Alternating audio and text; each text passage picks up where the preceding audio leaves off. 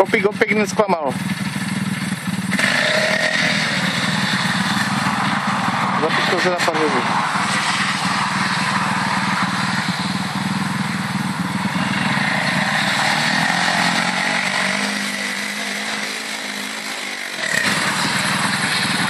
Pokud číslo 2 a je ve stromu? A ne, dobře on.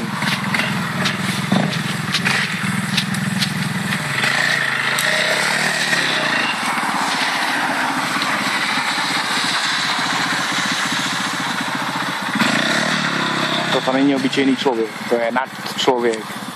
Kopík. Zase rozverej a pojďme. A je v piči, už to rozbil. Jep. Nadčlověk Petr Portík. Jsem říkal, že to stojí za to točit.